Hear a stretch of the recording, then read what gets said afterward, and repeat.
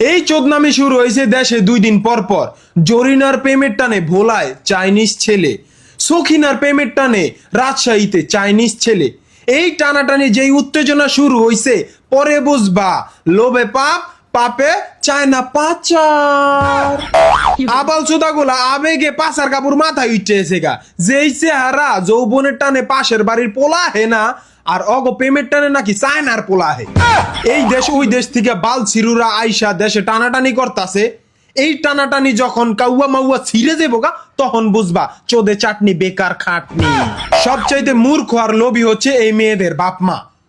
বিদেশি পোলা দেখলে আর কোনো দিকে তাকায় না, চিন্তা করে যে মাইয়াডারে বিয়া কইরা লইয়া যাইবো, পরে ঘরে একটা বেকার পোলা আছে, পোলাডারে টান্দা বিদেশ লইয়া যাইবো, লাইফের বিটে একটা গতি হইব।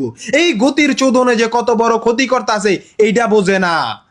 যখন পাচার করব বা পেট বানায় ছাইরা দিব, তখন বুঝবা খেলার কি মজা। ভিন্ন ধর্মী বিদেশি ভাষা বোঝে না, ওরা টার্গেট কইরেই আসে এগুলা করতাছে। আর বোকাচন্দ্ররা এগুলার ফাঁদে পা দিতাছে।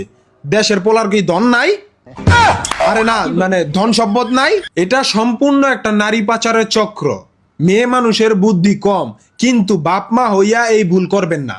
দরকার হইলে নিজের পোলারে দেয়া বিদেশি মাইয়া আনাইবেন, কিন্তু মাইয়া দিয়া পোলাই নেন না।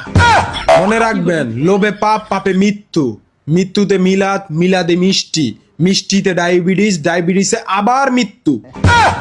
সাবধান হন, সতর্ক হন।